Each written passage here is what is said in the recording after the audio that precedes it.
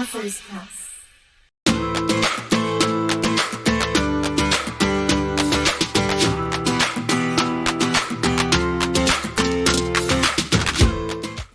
Hello, everyone. Welcome to another Authors Press virtual interview. My name is Nicole Richardson. Today is April 11th, 2023, and today I'm gathered with Dr. Richard Vatz, the author of The Only Authentic Book of Persuasion, The Agenda Spin Method, the 7th edition. Could you go ahead and tell us a little bit about yourself? Well, I am a retired professor of political rhetoric, and I've taught for almost 52 years in higher education, and I have won the most teaching awards at Towson University of any professor, and I have the highest registration of students in my classes, and the classes are elective, so they choose to take the class, and so I'm a pretty popular professor. But let me just say this, the book is all about agenda and spin, and so what I would say as a professor of agenda and spin is, well, if a person gave me that as a biography, I might have some other questions because that doesn't tell the full story. I mean, I've also had some conflict over the years that I'm not including in that story, and some has been unpleasant.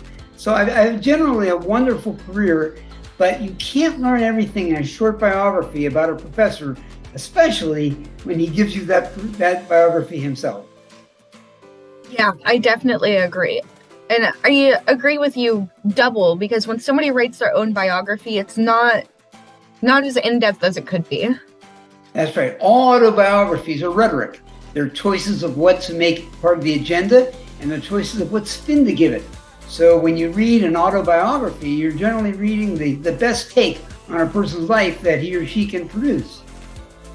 Okay, awesome. So you've already touched on this a little bit, but I'd like you to go a little bit more in depth for our listeners. Could you give us a brief synopsis of your book?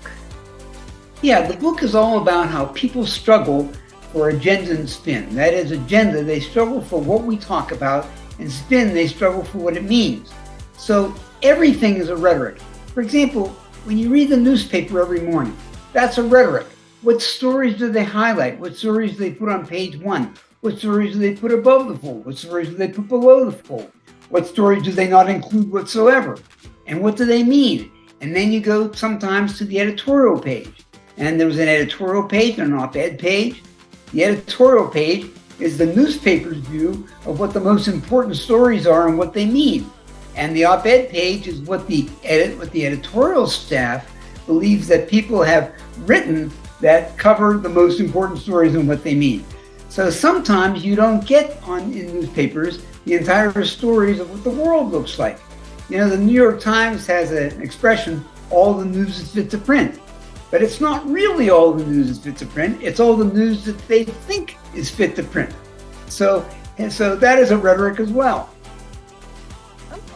The title, The Only Authentic Book of Persuasion, The Agenda Spin Method. What exactly does that mean? Well, what it means is when I say the only authentic book of persuasion, most books of persuasion are just a completely complicated array of ideas that people believe contribute to persuasion. But when people leave, I believe, when people leave those classes of people teaching what they believe is persuasion, they get a different view of persuasion from what they get from my book. So most people who write and talk and teach about persuasion believe that the importance of matters generates what we talk about. We talk about what's important. I believe that we talk about what people who have control of what we talk about believe is important. So importance is a matter of creation. And also, what does it mean? How significant is it? Well, that's due to the persuader. The persuader tries to convince everybody not only about what they should speak, but also what it means, what is its significance. And so you have constant struggles throughout life at every level about what you should be talking about and what it means. And there's rarely any widespread agreement except in totalitarian countries or in countries that claim not to be totalitarian but actually are. Yeah, I can definitely see where you're going with that. How do you want your book to impact your readers? Well, I want readers to be able to see how persuasion works and to see that when they see certain matters debated and certain matters not debated, that's not a matter of importance generating the debate. That's a matter of people who have control over the persuasion determining what you talk about. You know, it's interesting. Let's look at Bill O'Reilly, a well-known conservative. He says he has a no-spin zone.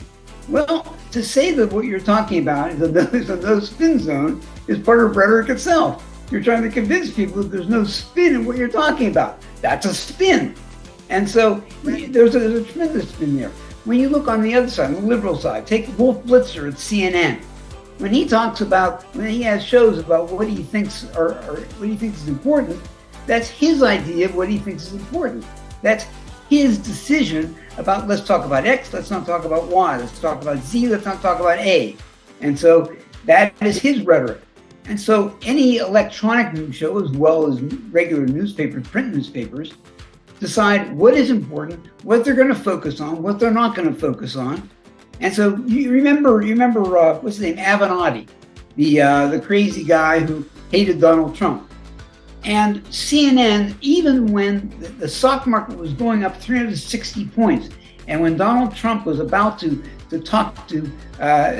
make a long trip to Europe and to Asia, that they would not talk about that. They would talk about Avenatti, as if that's the biggest moment in the world. That's the most important story. So what is the most important story? It's what persuaders determine is the most important story. Yeah, definitely. It's all in the eye of the beholder, if you will. It is. And so when I teach students about persuasion, I teach them to be critical audiences so that I'll tell you a funny thing I do. When I begin my class, the first class, I start talking about Kim Basinger. Now, Kim Basinger is an actress for whom I had a kind of yearning when I was a younger guy. And I say, let's talk about Kim Basinger. And we'll spend 5 or 10 minutes talking about Kim Basinger. And students never raise their hand that first class to say, why are we talking about Kim Basinger? But I'll say to the class, by the way, now that we've completed this discussion, I want you to know, or want you to think about, why did we talk about Kim Basinger? We talked about her because I am the persuader, I have control of the class, and I determined that we would talk about her. None of you thought to yourself, which would have been perfectly legitimate, why in a class about persuasion are we talking about Kim Basinger? So because I'm the persuader, because I have control of the topics on which we're going to discuss, that's why we discussed her. Why do we not talk about this issue on campus? Why do we not talk about that issue? In your family, at the dinner table, what do you talk about? You generally talk about what the parents determine you're going to talk about. You know, maybe you're having a dinner that you don't like very much. You'd like to talk about the fact that you don't happen to like the spinach very much. Are you going to talk about that? Well, maybe not. Why not? Because you, as a child, do not get to determine what we talk about at dinner. So the determination of what you're going to talk about is the parental determination in most families, not all families. Right. I agree with you. Because not all families operate the same way, but I can definitely see there is this parents dominating the choice of topic and conversation very often. Exactly. They will determine the topic. I mean, if you said at dinner, for example, one time, I have a good topic. Let's talk about this. Dad, you seem to be unable to hold on to a job. Let's talk about that. Well, that's not going to be the topic because Dad doesn't want to talk about the fact that he can't hold on to a job. Right. And so they won't talk. And when you talk about money and allowance, the determination of the allowance the kids get, and that's the spin, you know, actually, should they get allowance? Yes. How much should they get? That's the spin. You know, that'll be determined by the parents. That won't be determined by the child. And so that's an example of children struggling for spin, wanting to talk about something and change it, but they can't because the people who really determine the agenda and spin, the parents, they will determine what you talk about. Yeah, and I can definitely see that. There's like a pecking order, if you will. It's everywhere. I mean, just in today's news, they were talking about the Dalai Lama, who apparently wanted to induce a child to lick his tongue. Just an hour. Now, when people talk about the Dalai Lama, are they going to talk about his religiosity? Are they going to talk about what he's done for Tibet? Are they going to talk about what freedom he has from China? Or are they not talking about this bizarre thing where he starts talking about having a child? This is predatory, some could say. That's the spin. Is it predatory, or is it part of the culture of Tibet? There's a spin. There's a spin rivalry. There's a spin clash. So it's everything. What does something mean? What do we want to talk about? What do we not want to talk about? I see persuasion, and forgive me, this book, as the key to understanding all of persuasion. And it's really fascinating. You can see it on everything. And I do. So you say that you see persuasion in a little bit of everything, but are there any parts to this book of persuasion that you connect to on a deeper level? Well, yeah. First of all, persuasion isn't literally in everything. There are physical constraints. If you're in the middle of a hurricane and somebody wants to bring up whether you like chicken parmesan or not, that's not going to be very successful with the topic because you're in the middle of a hurricane. Or if somebody's on his or her deathbed, that physicality dominates the topic and there's nothing much you can do about it. But for just about everything else, it is determined about the topics you talk about, the mini topics you talk about, what they mean. One of the areas that I find so fascinating and have for my entire career is the area of psychiatry. People are always talking now about all the violence in society. And I was listening to a radio talk show today, and one of the people was saying what I hear everywhere, and that is mental health is a major concern about why people do what they do and so on and so forth. Now, I studied under a man, Dr. Thomas Vatz, who's in psychiatry, who maintains that there's no such thing as mental illness. There are people who have problems. There are people who can't handle life. There are people who have problems in living. But the fact is, the mind is not an organ. The mind cannot be diseased. So a person can have brain disease, but when they talk about mental illness, they're not talking about brain disease. They're talking about the mind. How can the mind be ill? And yet almost everybody accepts the fact that bad behavior is caused by this thing called mental illness. And that's discussed in my book. It's a major myth that people need to think about. How can the mind be ill? The brain can be ill because the brain is an organ. The mind can't be ill because the mind is a construct. And so it's a fascinating notion. How can you talk about mental illness? You can talk about people being crazy. You can talk about people being irresponsible. You cannot talk about mental illness, but people do. And in certain societies, people incarcerate those who are believed to be mentally ill. In some societies, they use mental illness as exoneration. So if you're seen to be mentally ill, you won't have to serve for the crime that you've committed because you will be seen as not responsible for it since you are mentally ill. Which is, it almost encourages your readers and students and listeners as well to think about it from a moral standpoint. Absolutely. That's a great inference. That means that human beings are moral actors. They are not people subject to illnesses that cause them to do X, Y, and Z. They are moral agents. That's exactly what Thomas Vatz, who believes what I just articulated, would say. I hope my students would make just that inference. We're speaking about your students now, and my next question is actually about them. Have any of your former students come up to you years later after a lesson to discuss your book? I often get students who contact me and ask me about my teachings in persuasion. And it's fascinating. I've had some famous students. The executive producer of 60 Minutes was a former student of mine. And he'll talk to me sometimes on email about some of the views that came out in my persuasion book. His name is Bill Owens, and just a wonderfully successful and excellent director and producer. He's in charge of everything in 60 Minutes. And that's why they have the best show on television. And I take some credit for that, even though I have no right to, because that's my spin. That all the wonderful work he does, I'm going to take some credit for. Absolutely preposterous, but since I'm the persuader, I'm going to make that argument. You know what? You can do that. As the persuader, that is what you are supposed to do as the persuader. Exactly. It's completely self-serving and probably irrational, but I get a big kick out of doing it. So this isn't one of the interview questions, but I am curious for myself more so. Your book is about persuasion. Does it include any information on what if you are the one being persuaded? I can be persuaded when people bring up topics that I don't want to talk about. If I say, well, that's very interesting, but let's talk about something else, or if I find some way to segue from that topic, I know how persuasion works. It doesn't mean it will be accepted.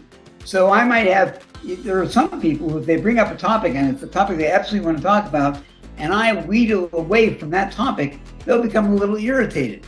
But I know how to do it. So I probably will irritate people a little bit less than most because I know how it works. But if you understand how persuasion works, you can control conversation. You can control what we talk about. You control what they mean. Not entirely. Because if you have no, what we call ethos, if you don't have the respect of the audience, they will not let you determine what you talk about. But you can generally, if you understand how persuasion works, you have a better idea of how to control where persuasion goes, what the agenda is, and what it means. Yeah, I can definitely see that. It can give you a better leg up in the conversation. Exactly. So I just got a couple more questions for you before we wrap this up. Do you have any final book-related thoughts or remarks you'd like to make before we end the interview? Well, just that I really believe that persuasion is important for everybody. It's not a single category relevant topic. In every field, there's persuasion. I mean, you see persuasion going on now all over the world. The persuasion of China is trying to convince the world to allow it to be its leader and to allow its currency to be the primary currency. I mean, this is a major persuasive issue. And so when I talk to people about this and they say, what's Joe Biden doing about this? And I say, well, he's going to Ireland. Yeah, I say, well, this is pretty important stuff. We're losing allies. Why isn't he more persuasive on this? I mean, it's everywhere, and it's so critical to our lives. And you wonder why people who have the ability to be persuasive don't engage in persuasion. And nationwide, it appears that we are, internationally that is, we appear to be losing this persuasive ability. And I just hope that in 2024, we get a president who can be more persuasive. Some of it's intimidation, but a lot of it is just good, solid persuasion and getting in touch with people you need to get in touch with, and not going to Ireland or Liechtenstein. I'm sure he's not going to Liechtenstein, but he really needs to get on the ball. Yeah, and I could agree with you. Somebody who's more, not just somebody who cares, but somebody who's willing to take action to show that they care. Look at the border crisis. I mean, how in the world could a president not speak on this? I mean, no matter which side you lie on about the situation as well, how could you just be silent? Exactly. Because I truly do try not to talk about politics, in a public sense like that, but everybody has an opinion. Right. So why is and he people quiet? who have the ability to persuade need to engage. I mean, people who root for America need to engage. Yeah, I agree with you completely. So, I just have one more question for you before the interview is over. I just want to ask if you have any advice for Authors Press that could help us provide better services in the future.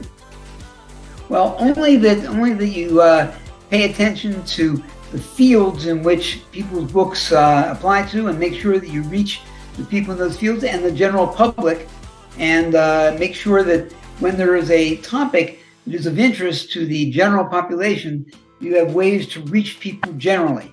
And I think that there are such differences in people's interests among non-fictional items that you've got to know your audience. And I hope that Authors Press is focused on that.